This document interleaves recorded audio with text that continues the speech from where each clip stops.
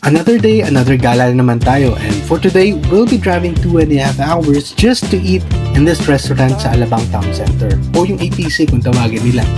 It's a popular mall dito sa South, kasi naman, hindi pa ako pinapanganak nakatayo na to. 1982 pa nung ginawa ito, so isa to sa pinakamatagal na mall dito. Over the years, the mall undergone several expansions and renovations, and today, isa na itong mixed-use lifestyle hub serving Alabang, Muntinlupa, and the surrounding areas. Tamang-tama ang dating namin, medyo gutom na nga kami at buti na lang at kaunti pa lang ang pila dito sa Din Tai Fung. Usually kasi talagang pipila ka dito just to get a seat. Kaya, tara, kain muna tayo. Ang Din Tai Fung ay isang Taiwanese restaurant at sikat nga sila dahil sa kanilang specialty dish na xiaolongbao o yung soup dumplings. Think of it na parang siomai na may sabaw sa loob. Kung first time mo dito, no worries kasi pagtitimpla ka pa nila ng sausawan at i-guide kung ano ang tamang way to eat xiaolongbao. May isa kaming favorite dito.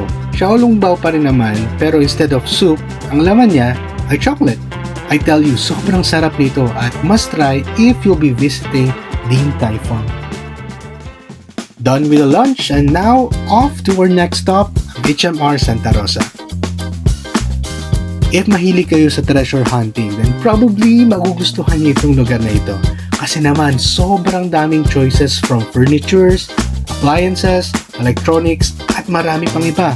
All items here are in surplus or basically, ito yung mga items na binibili ng HMR sa mga companies na gusto nang i-dispose agad yung inventory nila. Kaya naman maraming sulit na deals dito. Makakakita ka nga dito from 30% all the way to 80% off the original price. Kaya sulit talaga na pumunta dito. Nakaka-enjoy mag-ikot sa ganitong shop. Ang dami mong makikitang interesting items at good deal. That's a day well spent. Till next time, ingat!